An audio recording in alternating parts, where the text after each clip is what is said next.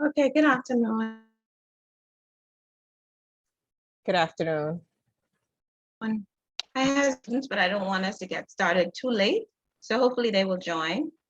I want to discuss the syllabus with you first, and I sent that document earlier today. So I want you to pull up the copy that I sent so that as I go through, you can ask me any questions. I do need your input on the final item on your syllabus. It is your video presentation. So that, like the rest of the semester plan, is tentative, but I especially want your input on the video presentations, how you would like to approach them. So I'm going to pull up the copy of the syllabus that I sent you and share that on screen. I'm going to delay taking attendance since we're still waiting on a few students. Let's give them some time to join.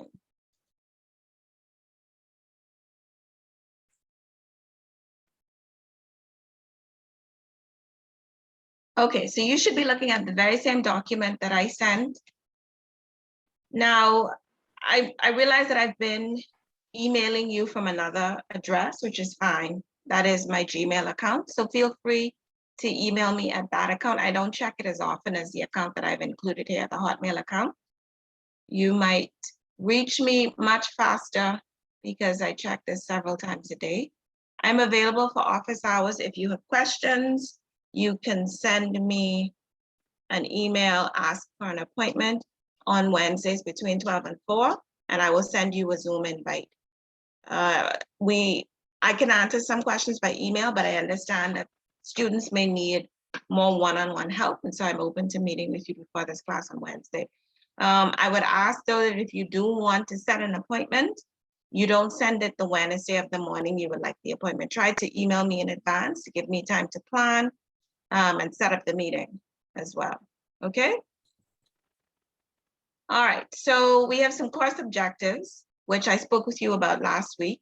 Essentially, at the end of this course, you're expected to understand the conventions of written communication, oral communication, and also using the English language proficiently to get your message across. So in a nutshell, that's what we're going to spend our time focusing on this semester. How will your grade be assessed? I've cut down the number of assignments required to 5. They will be worth 5 points each, or 5%, and they are noted. The assignment and the due date are both noted on your syllabus. They will be 1 to 2 page assignments requiring you to correct letters, memos, or to write letters or memos in appropriate format based on what we discussed, or summaries, which we're going to get to very shortly. So 5 assignments worth 5% each for a total of 25%. And then of course you have your 10 to 12 minute video communication and context assignment for 15% of your grade. And your final exam will be based on the material covered from this week to week 14, the final week of the semester. Well, 13 really, because the final week is the final exam. So whatever material we cover in this course essentially is what you'll be responsible for the final. But I am going to conduct a review so that you know what to expect when you come in to take that final on the 15th of December. Under this information, you have a tentative semester plan, course introductions. We did that last week. Tonight, we're going to be talking about communication as a process, how to identify good information. And then we're also going to talk about punctuation. Now, this is a tentative plan because we're already technically 1 week behind. So we're going to be catching up as we go on and integrating information from the various weeks as I see necessary. But I did want to give you an idea of how the course would be laid out. I don't imagine us diverting from this too far, but there may be some need to make adjustments as we go. All right, just so you know. But you do have a plan, and we will follow this as far as possible and as closely as possible for the rest of the semester. I've given you chapter readings. These are all from the course text, which you would have received from the BIS office already. I will also be bringing in supplementary readings and exercises. When there is a supplementary reading or an exercise, I will either distributed before the class on Wednesday or during class on Wednesday. So you can assume that everything you need for this class will be provided for you in terms of reading material, either in the course text or in the supplementary readings that I bring into the class, okay? So don't stress about having to research and find material. Your first assignment is scheduled for October 6th. So in about 2 weeks, you will have to make application of some of the materials that we have been discussing to date. How to communicate bad news, for instance, how to set up a letter appropriately, how to adjust your tone given the situation. So your first assignment will ask you to integrate those skills, and it will be a short letter that you will have to type and email to me. I will give you more guidelines closer to the assignment due date. You will see that it is due on October 6th. So remember what I said? When there is a graded assignment, we will end the class at 8 p.m. to give you time to work on that assignment and then email it to me before the end of the lesson at 9. So what I envision is on the night of October 6th, we're gonna end sometime around 8:15. You will complete the assignment and send it to me. I am flexible in terms of due date. If, for instance, we end at 8:15 and you find that you don't complete the assignment at 9 o'clock, that's fine. Send it to me as soon as you can get it to me, preferably before the next morning, absolutely before the next morning, in fact, right? So that I can review it, grade it, and return it to you. I will try not to set assignments that will take you longer than an hour to complete, so that you can meet this requirement to have the assignment turned in either by 9 or shortly after the class ends. All right, so you have a graded assignment on October 6th, a second assignment on October 16th, focusing on writing a persuasive letter. Your summary assignment, which will be both a listening and writing assignment, will be due on October 20th. And then we have a little bit of a break. Your next graded assignment will be due on November 3rd, and your final graded assignment on November 10th. After that time, we will be focusing on the video assignments, right? Your 10 to 12-minute video assignment, okay? In each week, we have a layout of the various skills and course material that we will be covering. It is impossible to teach a business communication class without focusing on social media and online communication. And so we begin to look at those components of business communication in week 6, social media, writing, branding, marketing, all of those become more and more relevant as we integrate technology into our lives more thoroughly. We're also going to spend some time talking about more common forms of business communication. So preparing for meetings, preparing agenda, preparing typical business reports, also selling yourself to a prospective employee. So putting together a resume that will get you hired, writing good application and cover letters, and employment communication in general is going to be a big focus in this class. Another thing that we have to be aware of as we become more diverse is how do we communicate across cultural boundaries and in different settings. So we begin to discuss diversity and how diversity should impact communication and how we show cultural sensitivity in our writing. We begin to discuss that in week 10, and then we design business presentations in week 11. In week 13, we will conduct the final exam review. The final exam, which will take place on December 15th, is an in-person exam at BIF's office from 6 to 9 p.m. It will not be invigilated by me, but office staff will supervise you as you complete this written exam. I will, however, mark the exam and then calculate final grades. So if class ends on December 15th, you can expect to have your final grades calculated and submitted 1 week later. Okay, excuse me for 1 second. There is light coming through as the sun is going down, and it is interfering with my ability to see. So I'm gonna have to make the room a little bit darker. So please just bear with me for 1 second.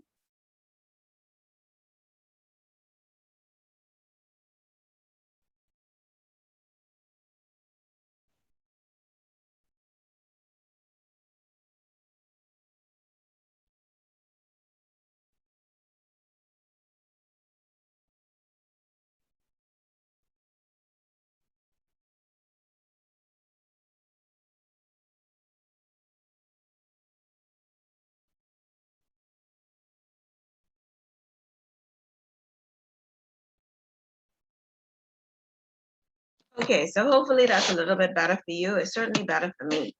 The light was getting into my eyes.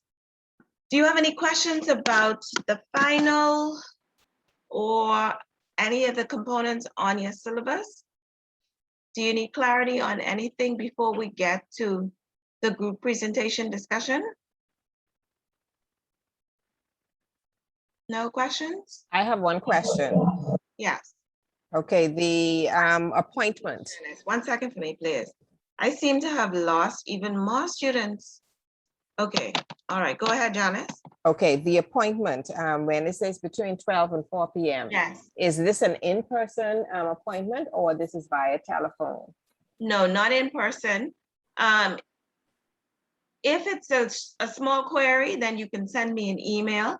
But when I say write me to request an appointment, I'm envisioning over Zoom. So you request an appointment, I send you a meeting invite, and we meet to discuss whatever question or challenges you might have. So not an in-person appointment, but via Zoom. I know that you work. Sometimes I'm able to accommodate an appointment outside of Wednesday, maybe on a Friday, for instance, if that's better, but give me advance notice so that I can plan. It is difficult for me to have evening appointments though. So at some point, if you do need to talk to me, it may have to be on your lunch hour or for 15 to 20 minutes if you could squeeze it in during the day. Okay? Understood. That's what I had in mind, Janice. Okay. All right. Any other questions? Okay, so let's talk about this video presentation. Now, what I had envisioned, and I've identified a space where you can go to complete this exercise. I will put you into groups of 2, and I'm gonna do that tonight, and assign you based on your group number to a particular topic. I do know though that we have concerns about COVID, and I do not want to put you in a situation where I ask you to meet outside of your house and you feel uncomfortable with that. So this does not have to be a paired assignment. What we can do, if students are not comfortable with working in pairs, and I said I've identified a space where you can put your video together, even if you plan over the phone and discuss the video components over the phone, you would have to meet as a pair to actually film the video. And the BIF's office is open on Saturdays until 1. If you do not feel comfortable meeting in a space that you two designate, then you are free to meet in that common space and put your video together. But again, you have to tell me what you feel comfortable with. If you don't want to work in pairs, then this can quite easily become an assignment where 2 students will work on one of the 5 topics, and we will do a comparison for that week. So that presents an opportunity for us to examine 2 videos treating the same issue or based on the same scenario, and to see which student handled the assignment better, right?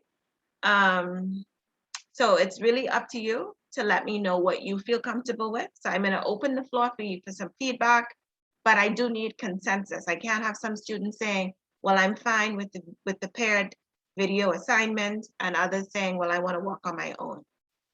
We need consensus so that we're either going with 10 individual assignments, and if we do the individual assignments, it also means that you have to designate someone who will work on the video with you, who will be in your video with you, because each communication in context exercise involves a second person. That's what communication is. We can't communicate by ourselves. You have to be talking to someone acting out a scenario with that person. So if you want to do an individual assignment, you will have to elect a colleague or a family member who will work on the video with you. Okay? Let me hear feedback from the 5 of you who are in class. I think we're gonna have to revisit this issue because 5 people cannot reach consensus for 10.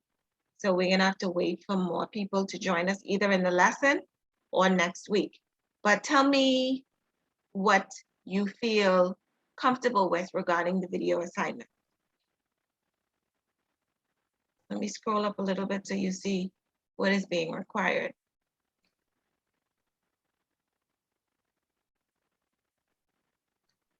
No comments?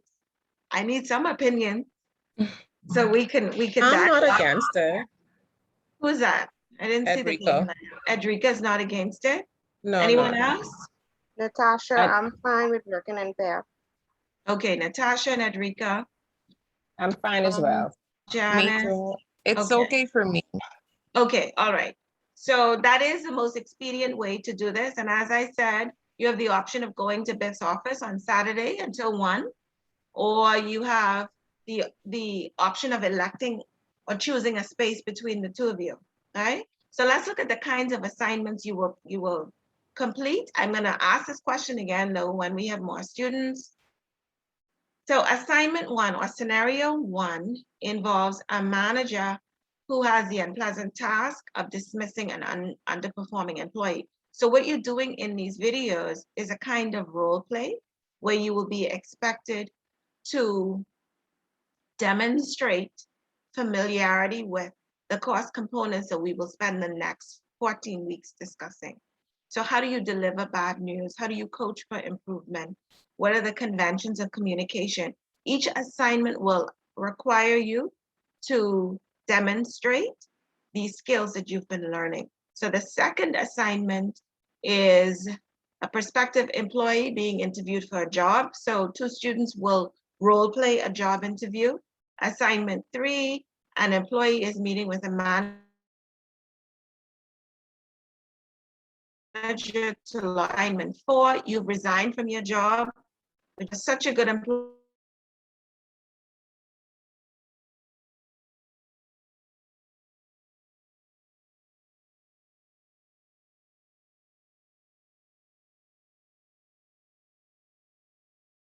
That he or she is setting for junior members of staff. So those are the 5 scenarios. I've deliberately left out specifics like you are the manager of X company because I want you to determine in your pairs more specific things like that. What kind of business is it that you work for? What is the employee guilty of if you are trying to dismiss an underperforming employee? For what infractions is that employee being terminated? Those are the kinds of things I want you and your partner to work out. All right, I'm not going to set those parameters for you. I can give more guidance and information as the need arises, but you just let me know. I'm willing to help you with the video production. Now, in terms of what you will use, cell phones are quite useful for things like this. We send short videos on our cell phones all the time. So I know that that is a platform that you can use and share your video. I'm looking for you to put the video together and email it to me the day before, at least by the day before your presentation, so that I can review it, make sure there are no technical issues with me sharing it. I am going to share your video with the class and invite feedback. And I'm also going to be grading you, all right? So if you are presenting on Wednesday, then I expect to get your video by Tuesday. Tuesday by at least 5 p.m., please, so that I can screen it and make sure there are no issues, right, before I share the video with the class.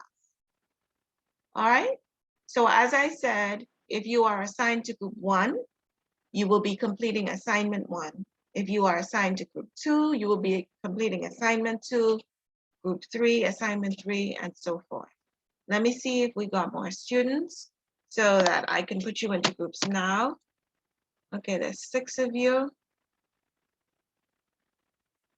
I'm going to put you into groups, and those 4 students who are not here will be assigned to a group later. So I want you to pay attention to the number that I call. That is your group number or assignment number. And I also want you to pay attention to the names that I pair of students, okay?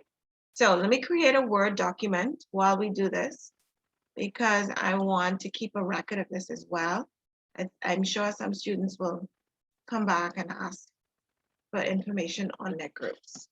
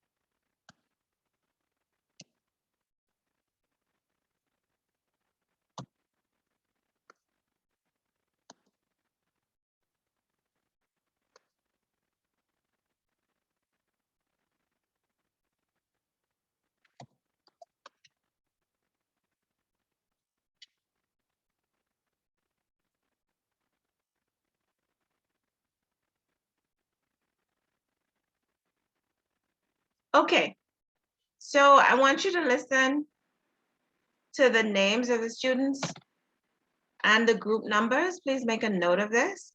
So group 1, Denise and Adrika. Group 2, Janice and Natasha. And group 3, Branique and Felicia. So group 1, Denise and Adrika. Group 2, Janice and Natasha. Group 3, Branique and Felicia. All right, so those are your groups. Let me save this document.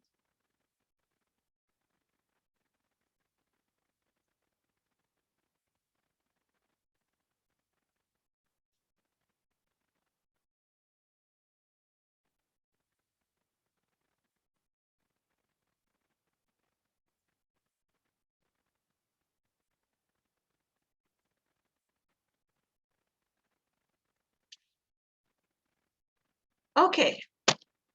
Now, I do want to say, before I move on to the focus of our lesson today, I do want to say that you are paired to complete the assignment. And in order for this to go well, each group member has to be actively involved in fulfilling the assignment. So I shouldn't see one member of the group, although someone is obviously going to lead, I shouldn't see one member of the group assuming 90% or even 70% of responsibility for the assignment. This is a shared assignment, and you each have to be actively involved in fulfilling the assignment because you're going to be graded individually. And so if one person is doing 80 or 90% of the work, that person is going to get a much better grade than the one who is not as actively involved. Okay, so keep that in mind. I know the group work can sometimes be burdensome, but I don't intend this to be burdensome for students. And we are all adults, and so I expect that we will maturely fulfill our responsibilities where this assignment is concerned. Okay, all right, so you have the syllabus. Question, did anyone not get this document from me? I'm assuming that when I sent it, you each received it. All right. Okay, great. So now what is it that we have in store for us today? What are we going to discuss? We have 3 objectives, and they're tied to the syllabus. And so we're going to go through this, and as I go along, just stop me if you have any questions. I'm going to try to stop looking to the left. I think I explained last week that that's where I see you on my screen, and when I move it around so that you are more centered, it gets in the way of other things on my screen. So I'm looking to the left, but I'm trying to remember to continue to look forward. So what are our objectives for the day? So we're going to talk about the communication process, exactly what that is, the qualities of good information, and the various media we will use to communicate, and the skills required of us to be good communicators in each medium. So those are the objectives that we have set. At the end of the lesson, we are going to have a focus on writing exercise. Hopefully we have time for all of this. I hope I have not been too ambitious in my planning, but let's see. Okay, so what is the communication process? We have been communicating all of our lives. Since we first learned to talk, we have learned to express ourselves, some of us with more proficiency than others. But we are so used to communicating our ideas and communicating our thoughts that the idea that we have to learn to communicate would seem foreign to us. Why would I possibly need to learn a skill which comes naturally to me? Effective communication is something very different from just communication, right? Effective communication is the thing that we often need to learn. If we want to get our ideas across and our objectives met, then we need to understand exactly why we are communicating. We need to know what the purpose of our communication is. And so the first thing I want to talk about is why we communicate as human beings. We do it so much, but what are some of the objectives for which we communicate? So generally, when we undertake the communication task, it is to achieve a particular objective. The first one is exchange of information, and perhaps this is the most common and is foremost in most people's minds when they determine that they are going to communicate. So the information that we communicate, it may be objective. It may be that we are stating facts. So-and-so has been promoted to a new job, or our business operation will see adjusted hours. So we're no longer closing at 9 o'clock. We are closing at 5 p.m. or 7 p.m. And we've certainly gotten a lot of those messages during COVID as we've adjusted and adapted. Or our information may be factual. Sorry, not factual, subjective. So we may be expressing opinions or emotions or ideas. Now, we certainly try to temper them in business communication, but we are quite adept in personal communication at expressing how we feel, making our opinions known. That is second nature to us, but we do need to draw the distinction between how we communicate in a personal setting and how we communicate professionally. And so we're going to spend some time this semester as well discussing the difference between the two. So exchange of information is objective one, whether that information is subjective or factual. And as I go, I hope you're making notes. At some point, I'm going to send you a week or weeks in review PowerPoint, but it's not going to be as detailed as what I say during these recorded lectures. So maybe sometime around week 4, you'll get a PowerPoint that summarizes weeks 1 through 4. But I do think it would benefit you to take notes as we go along. Go ahead, Denise. So are we going to be using the textbook? I see a hand up. Denise, you have a question? Oh, can you hear me? Oh, God. Okay. Sorry, can you hear me?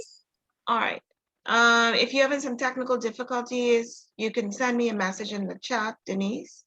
If you have a question that you'd like to ask.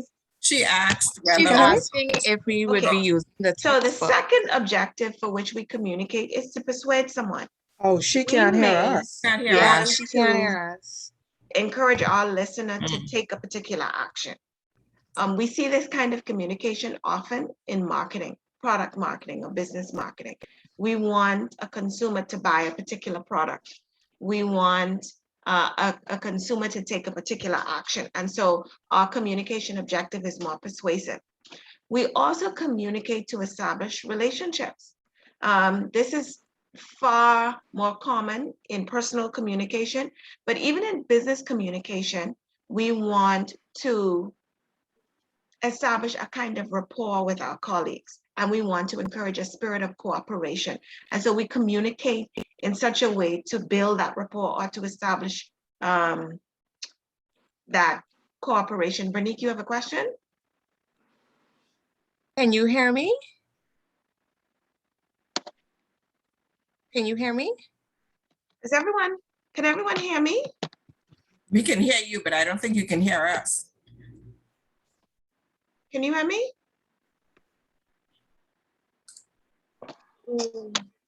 Yes, I can't hear you.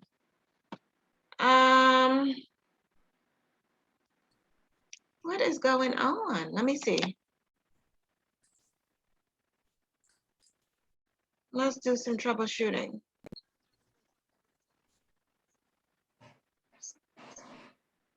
Speakers.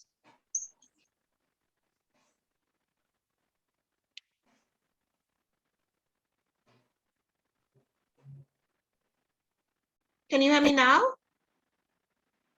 Someone, someone respond to me so that I can know that We can hear you. and everything is fine. Denise, you had a question? You can hear me?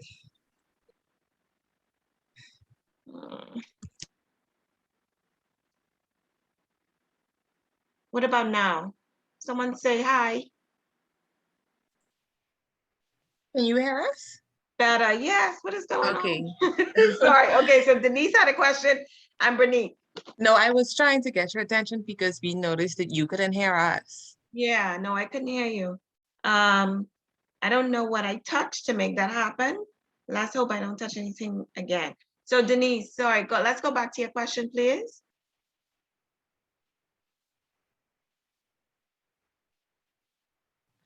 She was asking if we will be using the textbook. Only in summary, not reading from the textbook, but in summary. So what I have presented today and what I will present will be extracting information from the text. And you will be responsible for materials. I think that you would be bored out of your minds if I just had us read from the text. But at some point there will be material which I directly take from the text or parts of the text that I ask us to read. But we're not going to spend the entire 3 hours reading from the text, no. All right, what I do expect though is when you see the weekly readings from the text, you complete those at home in preparation for our class discussion. Okay? And your final is definitely going to be on the text. Okay, Denise? Yes, ma'am. Okay, all right, great. So now I can hear you too. Awesome. Any other questions? So our 3 communication objectives: to share information, to persuade our audience, and to build relationships. So keep those 3 objectives in mind, because not only do we need a firm grasp of those objectives before we begin any communication activity or endeavor, we also need to develop appropriate usage, grammar, mechanics, conventions. So those 2 work hand in hand. We need a clear objective of what we're trying to do when we communicate, and we need a clear understanding of how the mechanics of that communication. So what format, what medium, how do I say it grammatically so that it is understood? Those things are all very important. Okay? Okay. All right. Question? No, ma'am. Okay. So the thing that gives us the most trouble though is the proper conventions. That is an ongoing task. That is the thing that perhaps we never completely learn, and we gain more knowledge every day. It is an ongoing activity which we work at every day. I have been a teacher for almost 20 years, and I think I pointed this out last week. There are things that I learn, and there are ways that I try to improve. I still have to prepare before classes. I prepare before a speech, and especially now that we're working in this virtual environment, we have to make allowances for what might go wrong because we're relying on technology. and technology can be incredibly fickle. We have to learn how to adapt. So I'll give you an example. At 5 p.m. today, my electricity went off. And so I thought, okay, what kind of class is this going to be? And I had to come up with a plan B. Now, luckily it came back on, but I will say now, if for some reason the electricity goes back off, we will rejoin the meeting using the same link. I will just have to hotspot from a second device. Okay, but hopefully that does not happen. So more and more knowing the conventions and appreciating our communication objective also involves being able to adapt, right? Adapt to the situation and adapt to changing needs of our audience and the communication tasks. Okay? All right, I want you to keep this fundamental principle of communication in mind.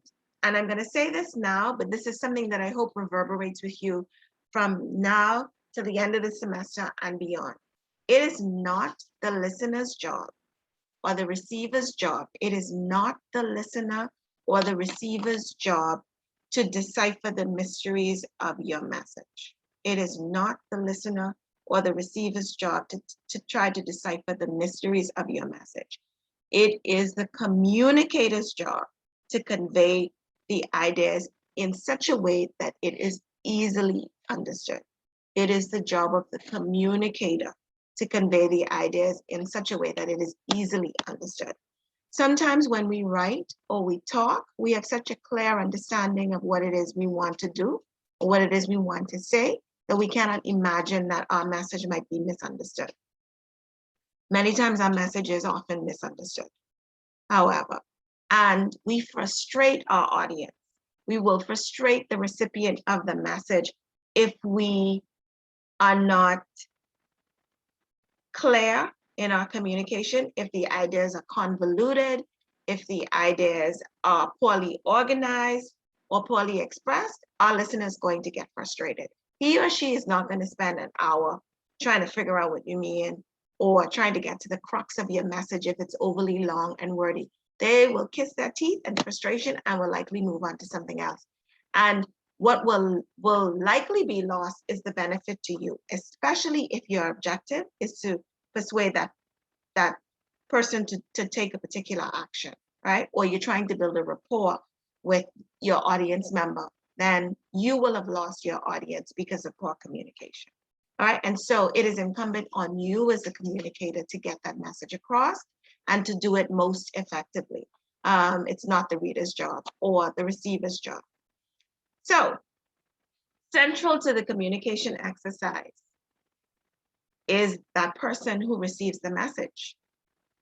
You as the communicator, you are important, but also important is the person communicating the message. We need to know certain things about them, and we need to keep certain things in mind. He or she comes to the speech or the conversation with their own biases, with their own beliefs, with their own prejudices. Those things make communication even harder to achieve because we tend to think of communication as something very flat, right? But it is far from something flat or simple. So I'm going to open the floor to a question. Tell me what you think of when you think of the communication cycle. What process comes to mind when you envision how communication works? What does this cycle involve?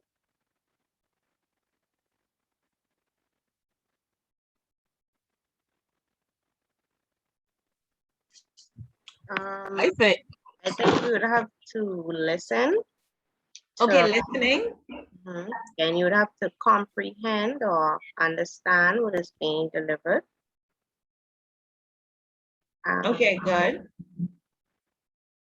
there also have to be effective and clear sending of the message so that it could be received in the way you wish it to be received. Absolutely, absolutely. Thank you. And that is how we envision communication. So we see it as a process or a cycle, right? And I want you to make a note of this. So communication is a cycle.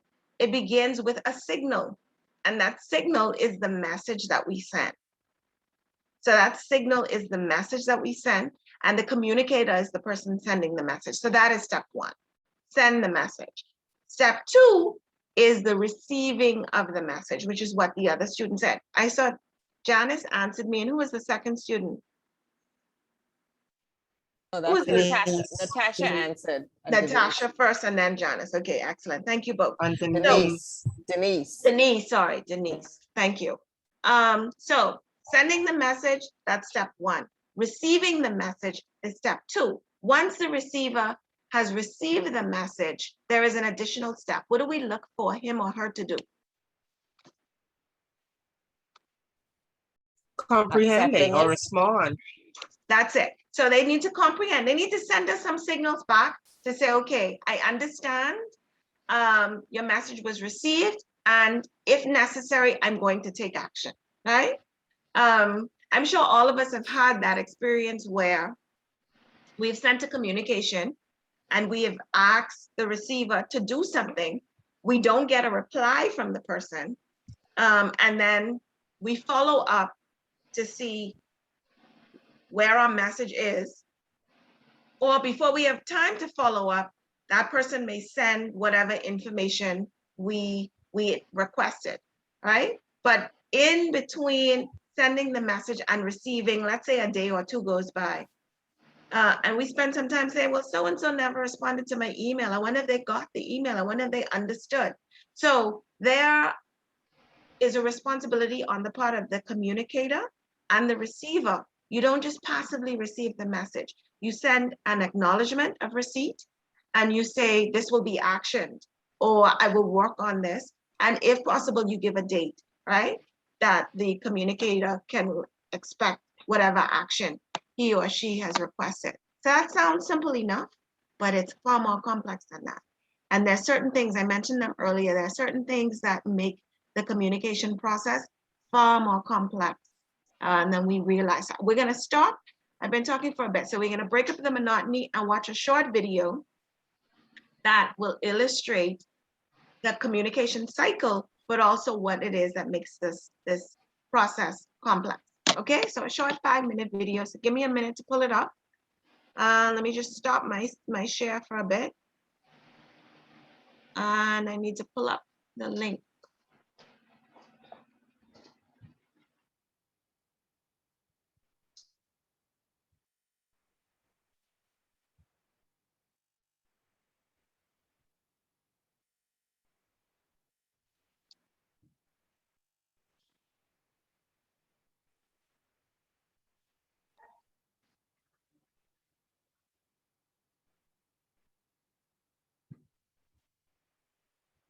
Remind me, I'm going to take attendance before we end tonight. I didn't want to do it at first because students were joining late, but I do need to take attendance before we go.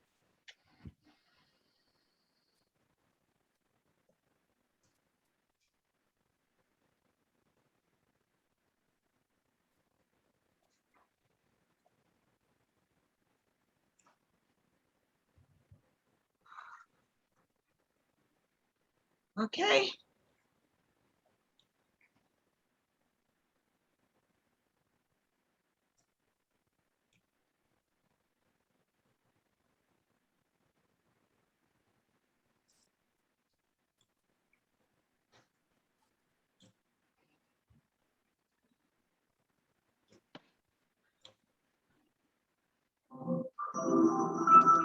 Okay, so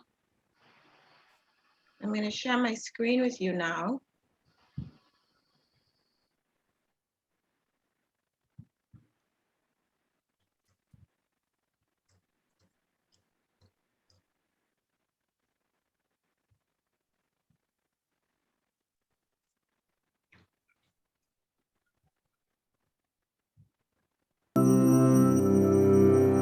Okay, so everyone should be able to both see and hear this video. Can you? Yes, yes. I want you to make note as we watch of the key components of the communication cycle and also the elements that make communication more complex. Have you ever talked with a friend about a problem, only to realize that he just doesn't seem to grasp why the issue is so important to you? Have you ever presented an idea to a group, and it's met with utter confusion? Or maybe you've been in an argument when the other person suddenly accuses you of not listening to what they're saying at all. What's going on here? The answer is miscommunication, and in some form or another, we've all experienced it. It can lead to confusion, animosity, misunderstanding, or even crashing a multi-million-dollar probe into the surface of Mars. The fact is, even when face-to-face with another person, in the very same room and speaking the same language, human communication is incredibly complex. But the good news is that a basic understanding of what happens when we communicate can help us prevent miscommunication. For decades, researchers have asked what happens when we communicate. One interpretation, called the transmission model, views communication as a message that moves directly from one person to another, similar to someone tossing a ball and walking away. But in reality, this simplistic model doesn't account for communication's complexity. Enter the transactional model, which acknowledges the many added challenges of communicating. With this model, it's more accurate to think of communication between people as a game of catch. As we communicate our message, we receive feedback from the other party. Through the transaction, we create meaning together. But from this exchange, further complications arise. It's not like the Star Trek universe, where some characters can Vulcan mind meld, fully sharing thoughts and feelings. As humans, we can't help but send and receive messages through our own subjective lenses. When communicating, one person expresses her interpretation of a message, and the person she's communicating with hears his own interpretation of that message. Our perceptual filters continually shift meanings and interpretations. Remember that game of catch? Imagine it with a lump of clay. As each person touches it, they shape it to fit their own unique perceptions, based on any number of variables, like knowledge or past experience, age, race, gender, ethnicity, religion, or family background. Simultaneously, every person interprets the message they receive based on their relationship with the other person and their unique understanding of the semantics and connotations of the exact words being used. They could also be distracted by other stimuli, such as traffic or a growling stomach. Even emotion might cloud their understanding.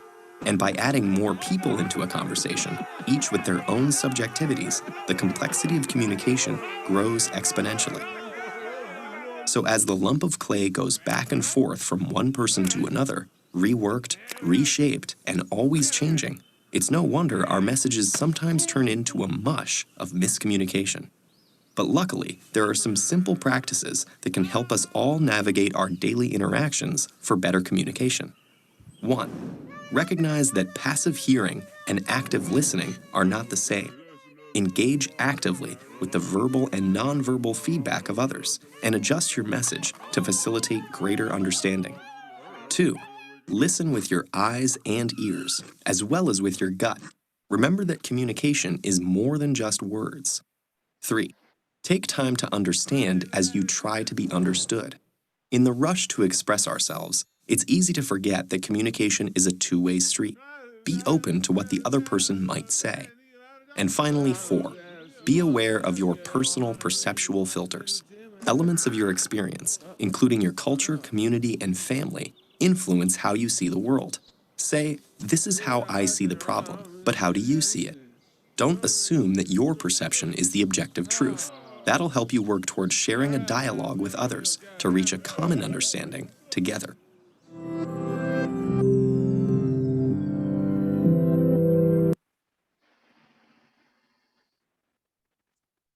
Okay.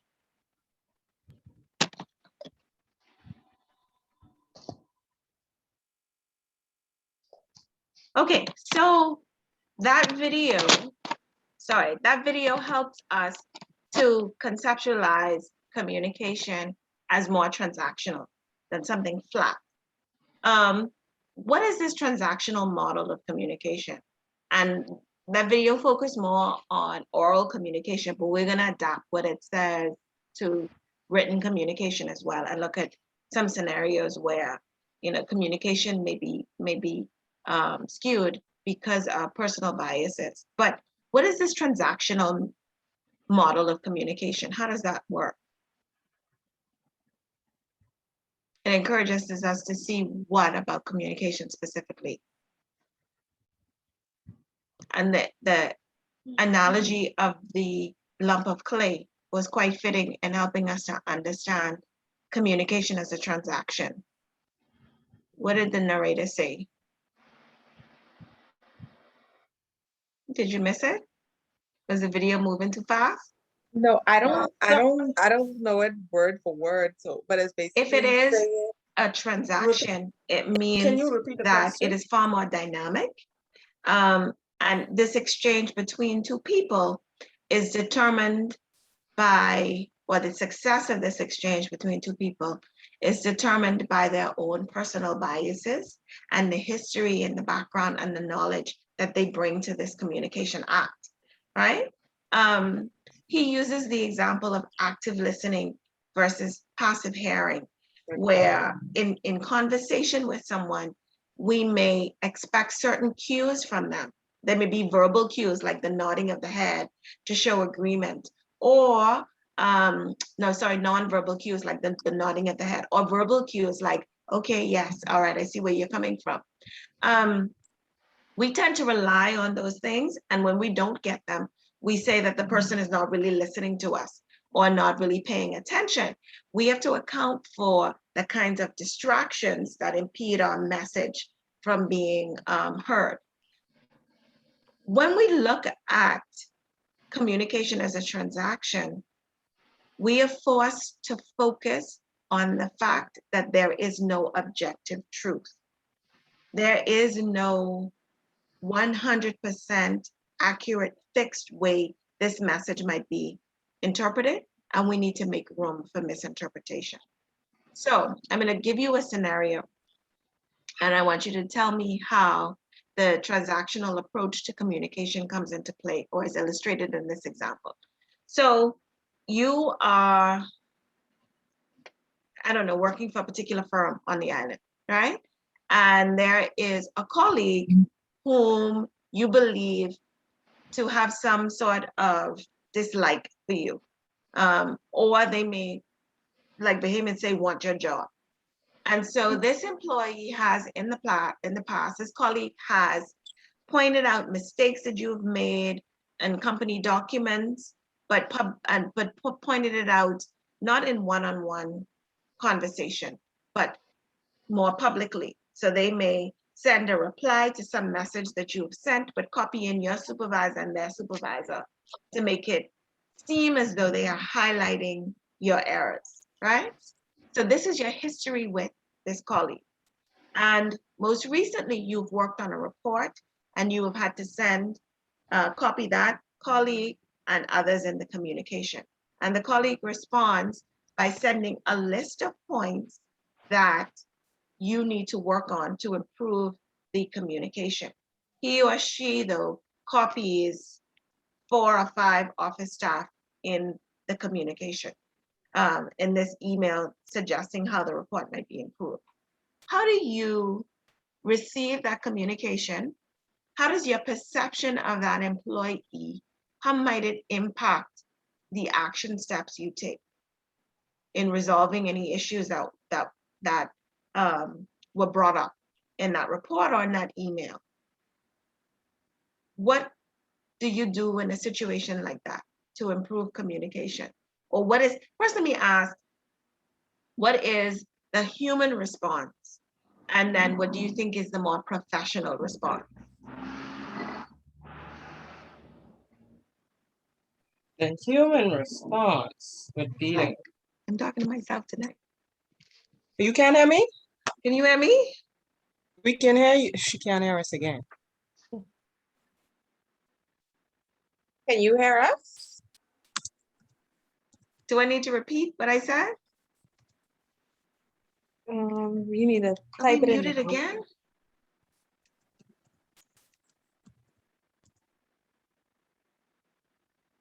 Oh my goodness. Can you hear us? Yes, I don't know why that keeps happening. I do not.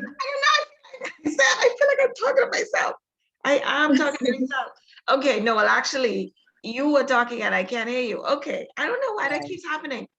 All right, I'm gonna have to have a look at my laptop at the end of this lesson. This is quite upsetting.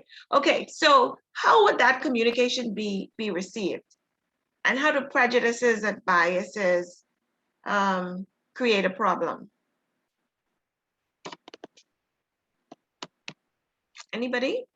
I have a question. You said the person that is in is a supervisor that's actually No, a colleague. But Oh, you a have made colleague. you have made mistakes in the past, and this colleague has highlighted those mistakes in writing. Okay. Instead of having a conversation with you, they have put it in writing and copied your supervisor and their supervisor. And so Okay. this latest communication is a report that you send out, and that particular colleague writes back and does the same thing again. They send a list of corrections that they would like to suggest, and they copy 4 or 5 different people. What do you do in that situation? How might communication be challenged in that situation, and why? Because we're bringing our perceptions, right, and our biases to this exercise. For me, I would respond to the email. Miss So-and-so, thank you for assisting me with the whatever. I appreciate you pointing out my incompetencies or whatever. Moving forward, can I contact you or can I call on you to assist me? Whatever. I'm going to respond to her in email as best as professional as possible. I'm also going to make it look like I'm trying to get her assistance or trying to work with her. But when I'm done pressing send, I'm going to go down and say, hey, let's have a little chat. Is something going on that I need to know about? Like, let's talk about this. You know, we have to be here all day and it doesn't need to be any tension. So let's just have a conversation and clear the air and figure out what's going on. Okay, good. So that's what Denise would do. Anybody else? Honestly, this happens a lot in the workplace. It absolutely does. It does. And like, I automatically would take offense to what the person is saying because the people sometimes are wicked and evil, you know? But I will acknowledge the fact that I have some errors, and I don't know how else I would respond to it because honestly, I'll pause for like a good minute to gather my thoughts before I say something all the way. So honestly, I can't say how I would respond in this situation. No, but keep in mind now, there's an email trail. You don't want nobody to be able to pull back up something and say, okay, you remember sending this email, is this professional?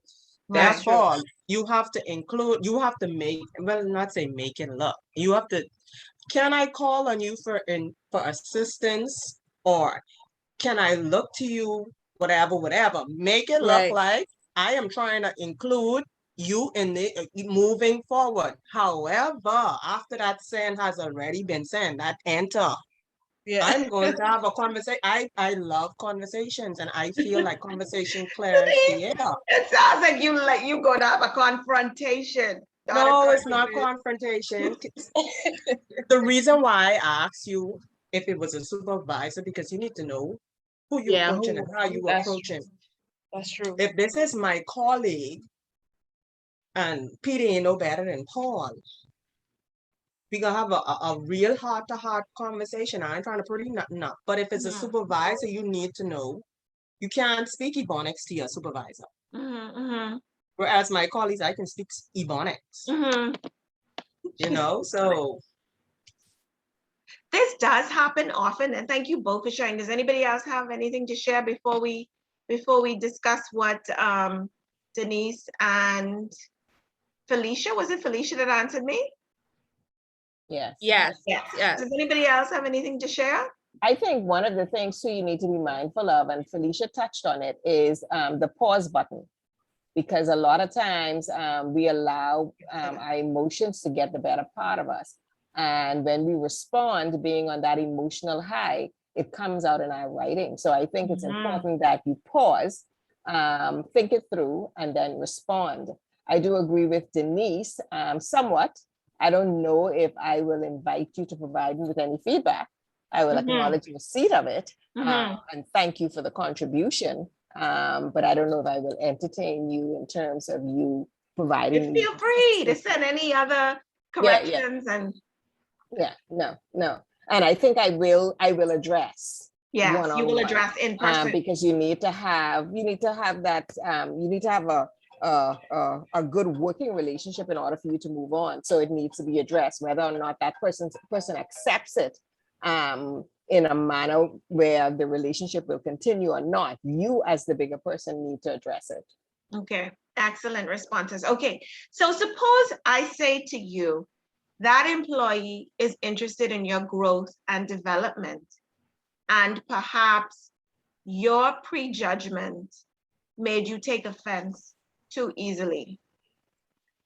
I disagree. What would you say? No, I think that if you're interested in my development, I think that you should approach me one-on-one and have the conversation, point out the errors. This is what I think you should do moving forward, as opposed to calling you out in an environment such as that. Absolutely. And all of these things provide the communication context and determine our response. Janice is absolutely right when she says the pause button. Never communicate hastily, take your time, because there is such a thing as recalling an email message, but we all know the recall is just informed. That message is still out there. The participants already got the message, and there's no real way to lose your temper on your job and really save face. You have to always maintain your composure, and that is an expectation. Whether it's reasonable or unreasonable, we can't even be concerned about. That is an expectation, especially in a professional environment. And losing your temper or becoming irate on the job in a lot of cases is a short line to termination, right? And so sometimes we want to look at the situation in its entire context, but we are human beings. And so we are going to come to any communication experience with our own feelings, with our own hesitance about certain situations, and our own feelings about our colleagues. There are some colleagues that we have an easier time working with than others. There are some colleagues that we feel more support and more affirmation from. There are some colleagues we know that are genuinely interested in our development and mean us well. And there are some colleagues we know that mean the exact opposite. We still have to communicate with them though. We still have to meet the company's objectives together. But our feelings and our interpretations and our perceptions will impact how we communicate on the job. We have to control it though to an extent. Now, in personal communication, we bring in history, and if it's a romantic relationship, you may have bad memories, or if it's a parent-child relationship, you may have certain issues or past experiences there that impact communication. Or if we're communicating across cultures, right? We may be talking with someone from a totally different culture where a particular gesture means something else in their culture. Words may be used differently. We need to be aware of all of that. Those are the kinds of contextual experiences and considerations that are important in this communication act. And they determine how we receive the communication, and they make communication very, very, very complex. Okay? All right, good. So since communication is so complex, we need to have that objective in mind. And we also need to be aware of what makes good communication, or what makes good information. So I'm going to go over some qualities of good information that I want you to jot down. How do we know when what we have sent or what we have communicated is considered good information? And then after we've done this, we're going to join some discussion groups for just a short period of time. And I want you to discuss a business case and then come back into the meeting just to break the monotony again. All right, so you're not listening to me drone on for 2 hours. Okay, so first quality of good information. I want you to write this down. Good communication or good information is clear and it is concise. Good communication is clear and concise. So that employee who is able to point out our errors may be inadvertently pushing us to achieve even greater levels of communication, right? Because one of the key aspects of communication and good information is that it has to be clear and concise and virtually free of errors as far as possible. I'm going to share an experience with you. I recently had the embarrassment of being copied a message sent by a teacher as a recommendation for a student to join an honors program. And when I first saw the message, I thought it was someone sending me the message to correct it, like to vet it before it was finalized. But the person who sent me the message was sending it as in, do you believe this came from a teacher?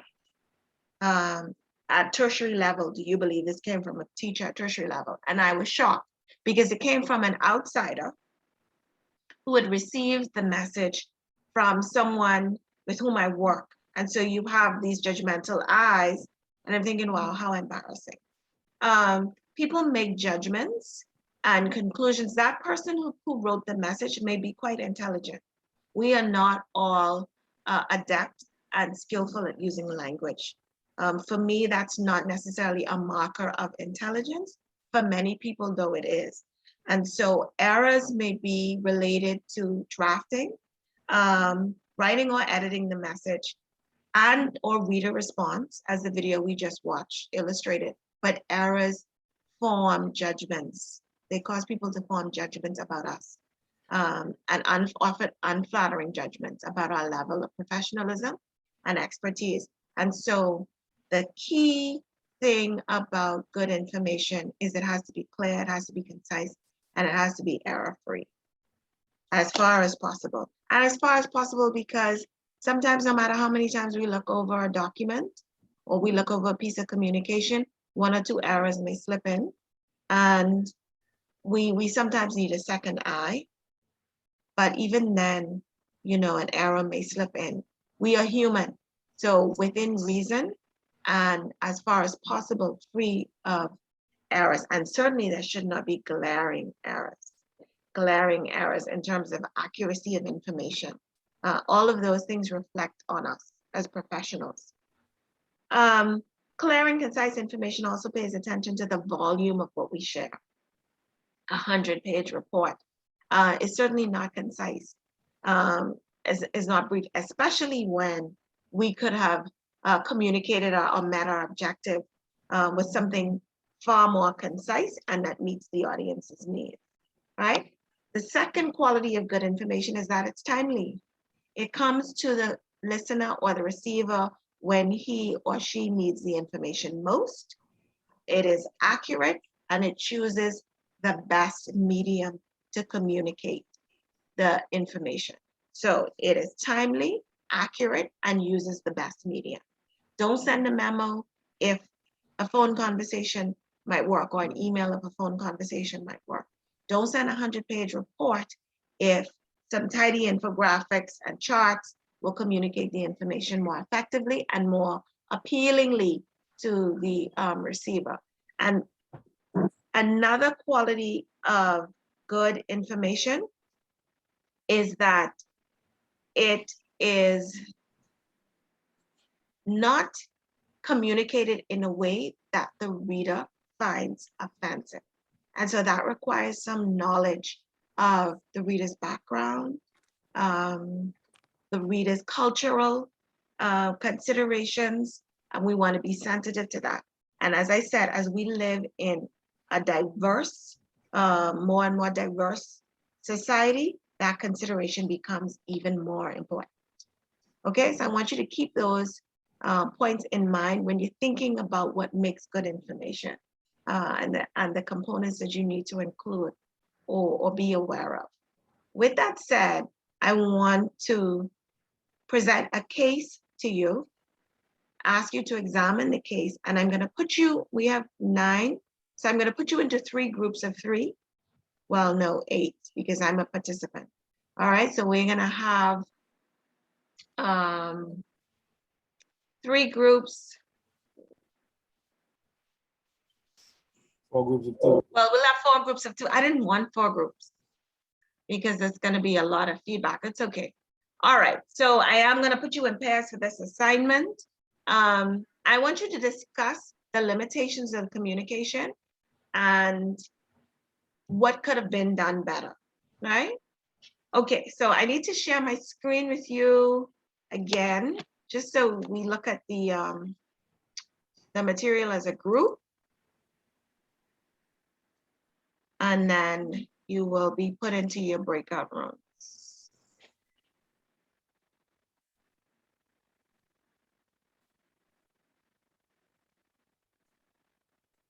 Okay, so this is discussion prompt 1.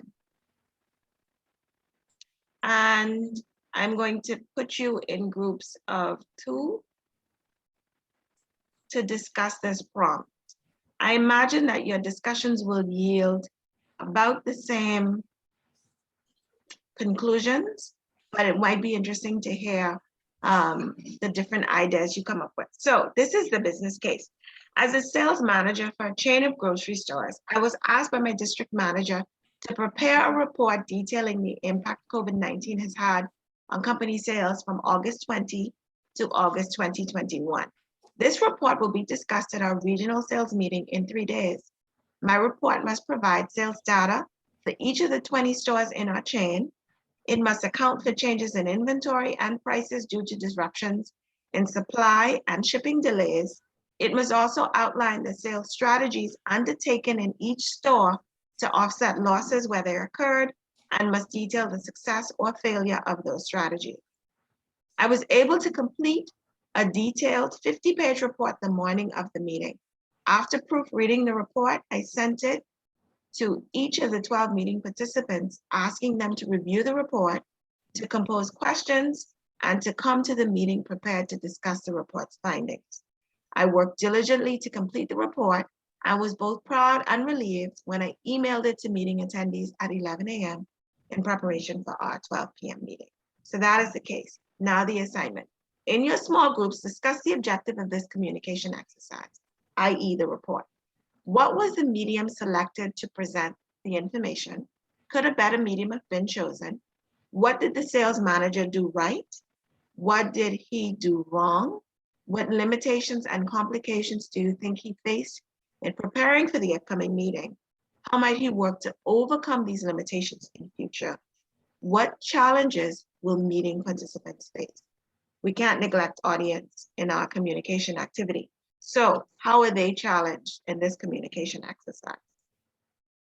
So I don't know, have you used breakout rooms before in Zoom? Do you know how breakout rooms work? No? Okay. Yes. Yes? No, Raise about your hand. Mhm. no, no. No for me. Okay. All right. So a breakout room is essentially how we do group discussion now, right?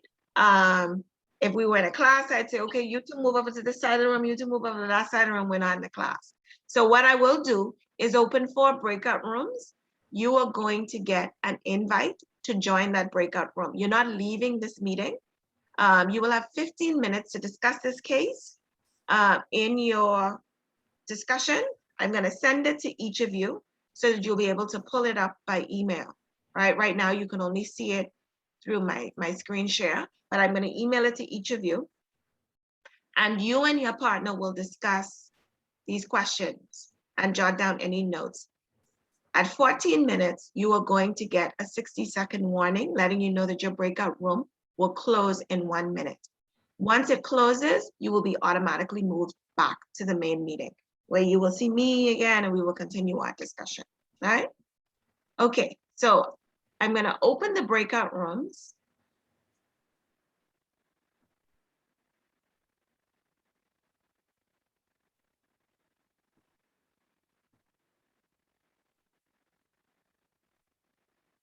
Okay, I can't do it while I'm sharing my screen. So sorry. So I have to stop this share and then I'll open the breakout rooms.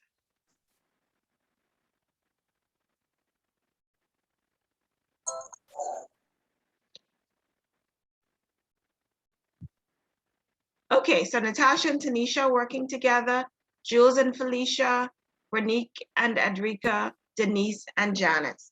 So once I open the room, you should see an invite asking you to join your room.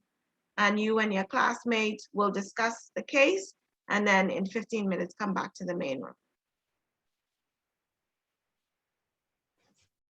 Also check your email to make sure you get the discussion prompt from me. Can you send it to JYRoll@Hotmail? I think I have my work email. Sorry, Janice, give it to me again, JYRoll. Just At JYRoll@hotmail.com. Correct. Okay.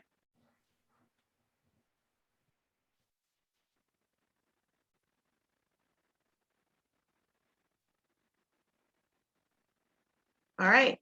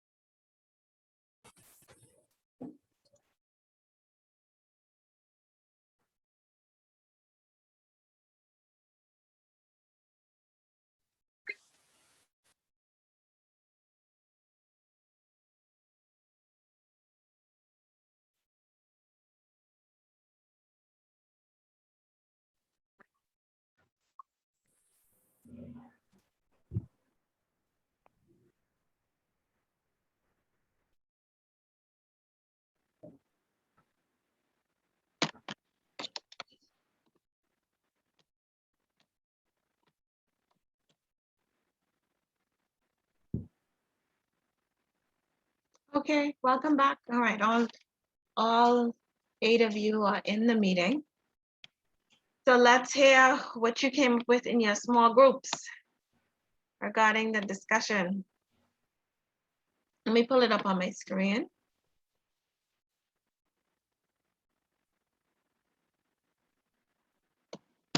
So we're now looking at the same prompt. So what did you come up with?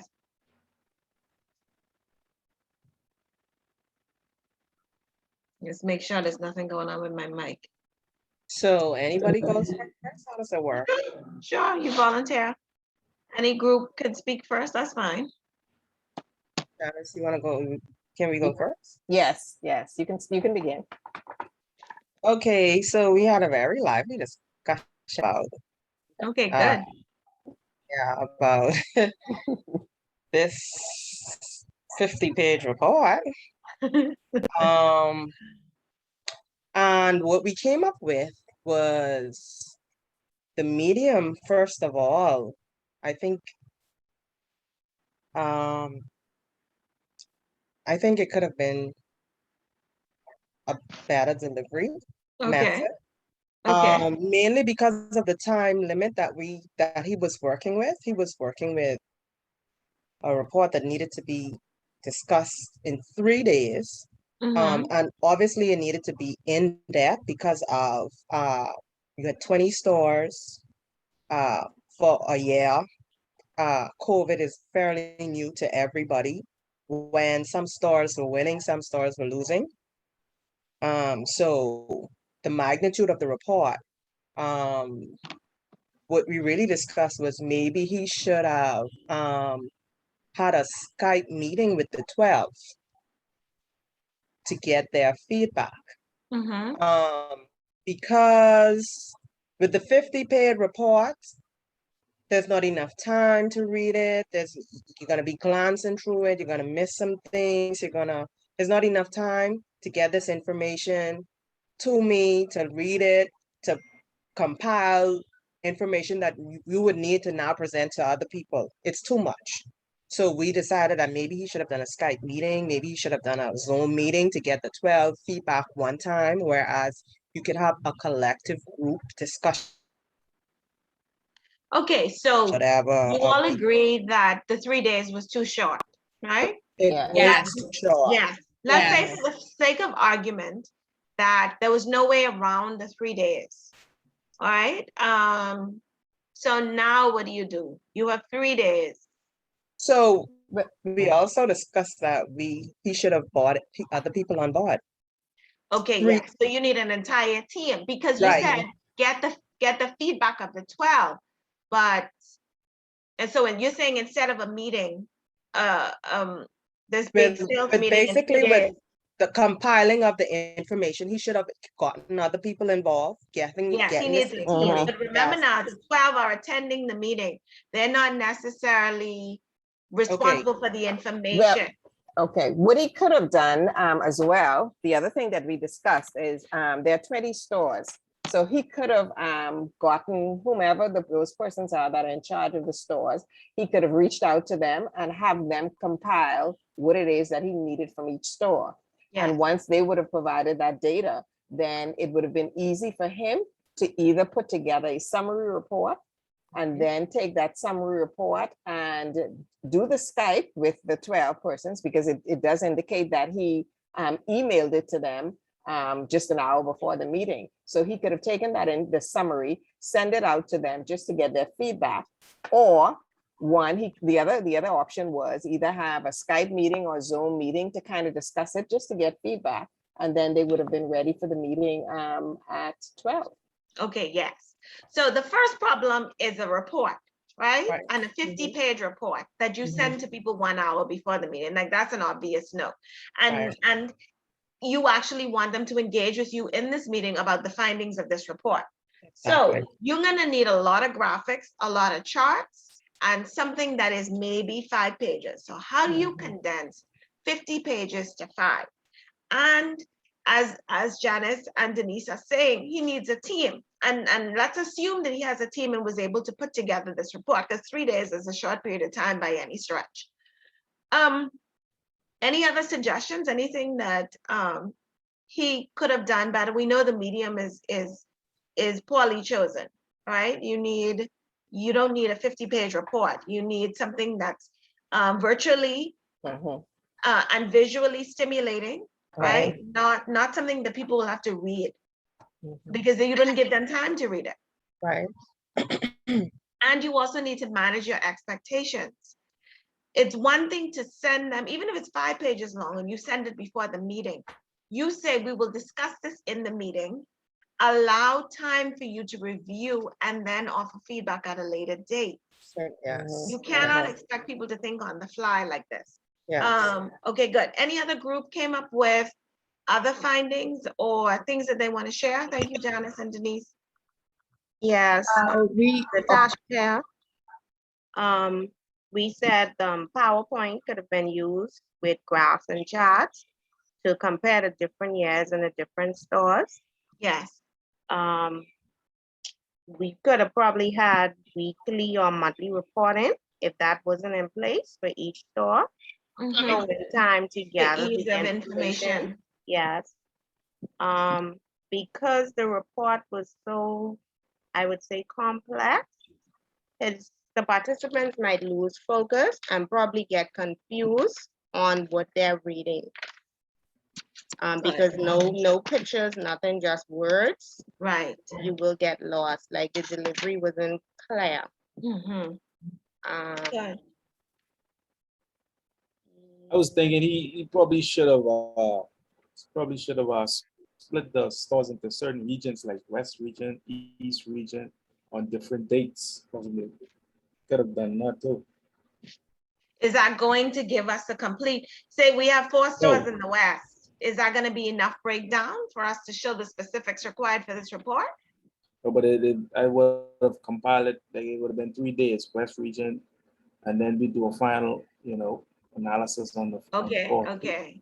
So you make the information easier to interpret from your end so that you can meet the objectives of this report. Good. Did he do anything right? the only thing he read did the right was document. complete the task. He met the deadline He met and the proofread the deadline. document. So he met the deadline and he created and he proofread, right? So don't just send this out. Make sure that this is together. And that feeling of pride. But we have to be fair. This is not 100% his fault. Right. If there's anything else that he did wrong, it's not communicating his limitations. And sometimes in the job market, we're afraid to do that. We almost become the yes man or yes woman because we don't Yes. want to seem like We're we're unable limited. to do it. Yeah. Right. So we might take something like this on knowing it's unreasonable to begin with. But the regional manager was wrong. The regional manager was wrong asking for a sales manager to put together something so complex within this short period of time. So he was almost set up for failure from the very beginning, right? Okay, good. So we were talking about future. What do you do in future? So you want to compile this information regularly and have it available so that you can easily retrieve the most relevant bits of information. Meeting participants will definitely be challenged in being able to engage. They probably will have not had the opportunity to get through the first 5 pages by the time the meeting begins, right? 1 hour, not to mention their daily tasks and the things that they have to do. What do you think is a reasonable amount of time to give someone to review a report of this length and complexity before you expect them to engage? You think they need a week, 2 weeks? What do you think? A month. A month? I think a I week is say a enough. week. The minimum a Is week. enough. I would say 5 business days. Let me tell you minimum. what happens. Well, 5 business days, well, a week, right? Which would be the Yeah. equivalent of a business week. Right. But what happens when you give people a month? They When you give procrastinate. someone They a month, forget. Procrastinate. it becomes true. not a priority. That's true. And then the day of the meeting will arrive and they'll say, oh, I forgot to read the report. Yeah, that's true. I differ. Okay, Denise? Denise sounds like she's focused. I hope y'all can see. Denise is on point. Why do you disagree, Denise?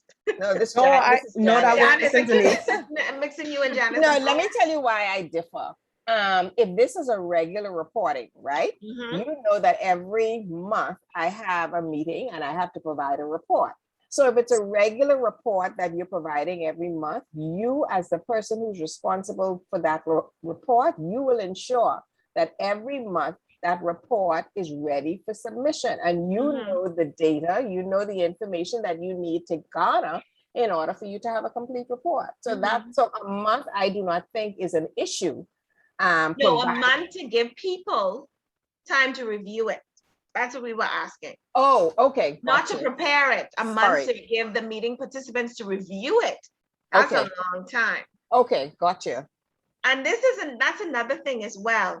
Asking for sales data over a year is too much. It means that there's a problem with record keeping in this company. Exactly. You should have regular meetings like Janice is saying, and this shouldn't be something that has lingered or languished for a year. We should know every 3 months, every quarter, what is going on as far as sales are concerned, right? Because we need to adapt. Can you imagine a year of losses and no one has done anything? Or a year of unsuccessful strategies and no one has done anything? That is business suicide, right? Okay, excellent, good. So it seems like you had a good discussion. Thank you very much for sharing. So let's talk before we go, before we stop to do the grammar tutorial, let's talk about right medium. How do you choose it? How do you know what will work depending on your message? So when we talk about medium, and you might want to write this definition down, we're talking about the tool or the instrument that you use to send your message. The tool or the instrument you use to send your message. So it might be visual, it might be oral, it might be written, but this is the medium. The medium that we choose will depend on certain factors, such as, let me ask you, what are some of the factors that determine our choice of medium when we send a message? Before I say, what do you think you need to consider? Our audience. Location of participants, I guess. So audience, definitely good. And a lot of this hopefully was illustrated by the exercise that you just did. Audience, what else do we need to think about? I heard Jewel saying something. Location of the participants, I guess. Okay, so location, and that's more and more important, right? Is this going to be a virtual meeting? Is this going to be a face-to-face meeting? Okay, good. Time difference is also important. As far as location is concerned, are they halfway across the world? What else? I would also say like skill or educational background of the receiver. Yes. Is this message going to be too complex for my audience to interpret and understand? Absolutely. Good. Anything else? Would work schedule come in and play here or no? What do you mean? Like if the different, did I say the one set of participants, usually work the night shift, the other one works the morning shift, or I'm just asking. Or, I mean,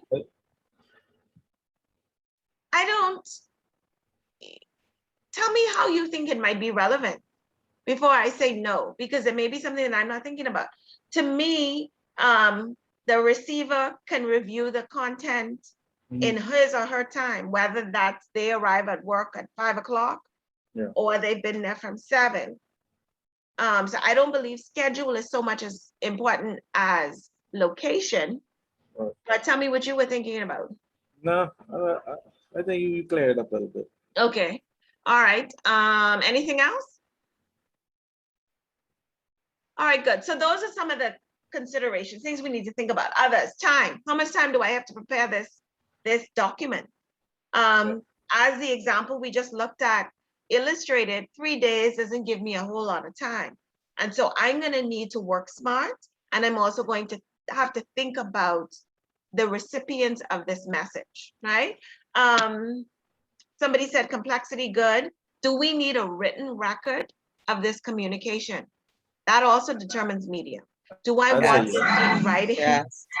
Do I want this in writing afterward? Or is this the Denise, let me walk over to your cubicle after I put the proper message in by email? Let me walk over to your cubicle and have a little chat. Let's talk about this.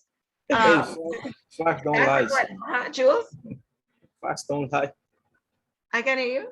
Facts don't lie. If I have a record. Facts don't lie. Make sure the version of facts that is left for a record is the version you want though.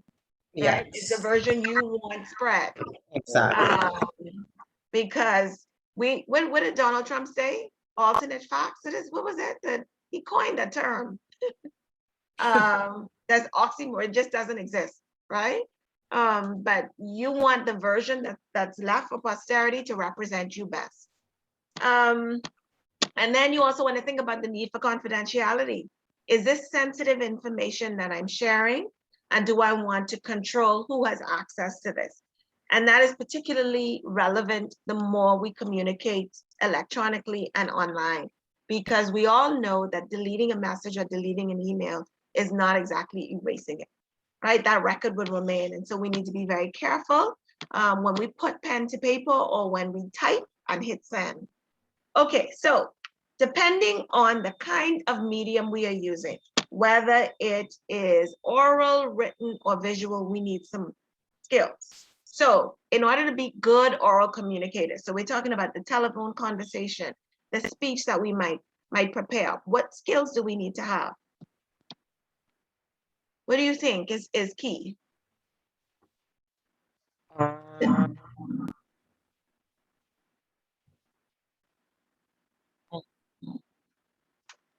You I need can't a hear you. clear understanding of the material that you're gonna present.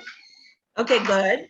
So you need to be pretty adept at interpretation and using data and information, right? There can't be too many learning and skills gaps in the communicator. Good. What else? If you're giving a speech or engaged in oral communication, what do you need? The ability to express yourself in a clear and concise manner. So you need good grammar, good Good grammar, syntax, yeah. and I keep using that word syntax. And I maybe take for granted, I'm not talking to English majors. Syntax refers to how we arrange words in a sentence to convey meaning, right? So we need good control of grammar, syntax, mechanics, where to put the comma, where to remove the exclamation point. In Yeah. business communication, you need to stay away from it, as a matter of fact. Sorry. But you need control of those things.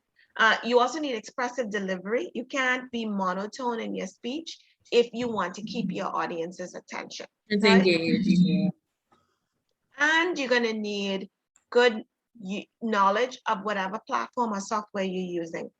Because if you are fumbling through it or fumbling to use it and you're giving this speech, it's going to poorly represent you, right? So what about written communication? What do you need to be a good writer? What skills do you need? And is there any overlap? That's overlap.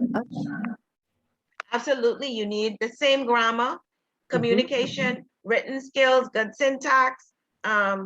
You need to know the stylistic conventions. And then when you communicate visually, if you are producing a video or a movie, you need, again, knowledge of the software. So there is overlap, right? You need good control and understanding of body language. You need to be good at using gestures and using facial expressions. Good grammar, writing, and the conventions of language overlap no matter the kind of communication medium we are choosing. So with that said, we are going to switch gears to work on the focus on writing, so mastering the language, and we're going to focus on learning uses of the comma tonight. So I've prepared a handout which explains how you use a comma and a short exercise to determine, requiring you to determine where commas should go in each sentence. Right now, this is not an assignment that you will complete in class or as a group, but I'm going to, once we have a clear understanding of what we're doing for this assignment, I will end the meeting. Now, this is not a graded assignment. I'm going to use this as a kind of diagnostic assessment. We'll discuss it next week as we warm up for the graded assignment, right? So let me stop this share and share the assignment that I will be emailing to you next. And you can email this to me sometime between now and Friday. okay? To give you some time to review the rules regarding the use of comma and then complete the assignment. I don't necessarily want to stress you out like the regional manager. Yes, Lord. Thank you.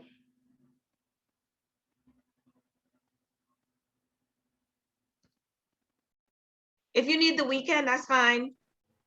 This isn't gonna be good, right? So just send it to me so that I can kind of review, give you feedback and send it back, but I won't give you a grade. Okay, so this is what I will email to you. Rules regarding the use of the comma. This is a commonly used punctuation mark and commonly misused as well. And so you're going to have to review these 7 rules. And based on these 7 rules, complete the exercise at the bottom. I am going to have to ask you to type the responses though, because you're going to send this to me for feedback. So you're going to type questions 1 through 8 or sentences 1 through 8 and fill in the commas when necessary and send it to my Hotmail account. All right. And this is one of many little grammar tutorials that we are going to do. And as we build our knowledge of grammar and mechanics, you will be able to implement these rules. For those of you who are a little bit shaky where these things are concerned, this is your opportunity to brush up and you can implement these rules in written communication moving forward, either in this class or outside. Okay? All right, do you have any questions for me?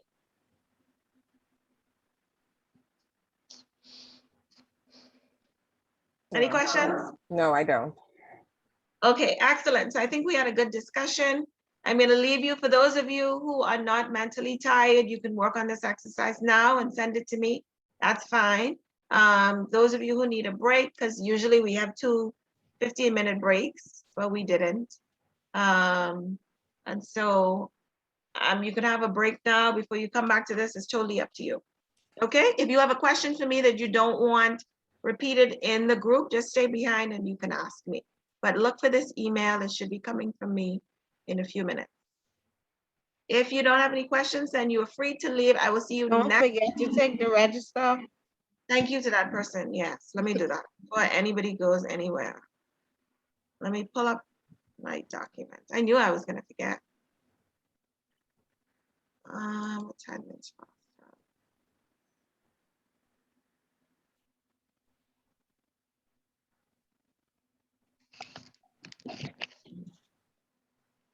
Okay, so today is the 22nd.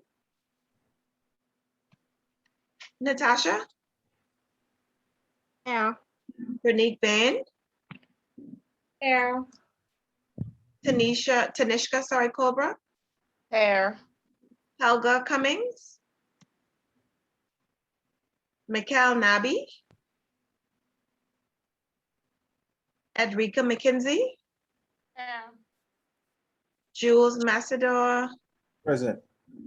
Felicia Pratt? Hair. Janice Roll? Present. Denara Strawn? Helena Stirrup? And Denise Thompson? I'm here.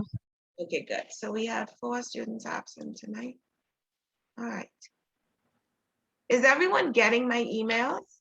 Janice just gave me an updated account. I am. I don't think I received your email with the. Let me see the master address I have for you, Jules. Okay. Did you check your junk box? Well, I'm first, checking. have you checked your email? I'm on my email right now. Okay, all right. I'm looking at my junk now. Let me see what's. Let me see. So I have. No, I don't have anything. I sure did not send you an email. Give me your email address, please. Okay, JULES Mm-hmm. _ JULES _ right MESIDOR 1 at MSN.com. Massador 1 at MS. MSN. .com. Okay, so I'm gonna send you all of the documents I've sent thus far. So you never got the syllabus, you never got anything from me. No, So Jules, no, ma'am. I don't think so. okay, Jules_Messidor1@MSN.com. That's correct. Okay, all right. All right, so the rest of you, you're free to go. Only those who have a question can stay. Otherwise, no one has a question. I'll see you next week. Good night. Good night, everyone. Good night. Good night.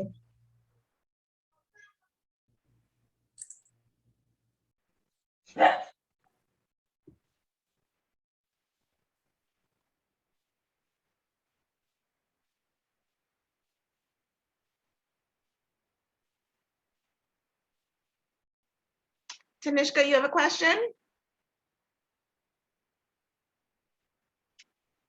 And I have a question. Okay, I see you did the email that you would have sent earlier today. I don't know, for some reason when I used that meeting code, I was entered into supervisory skills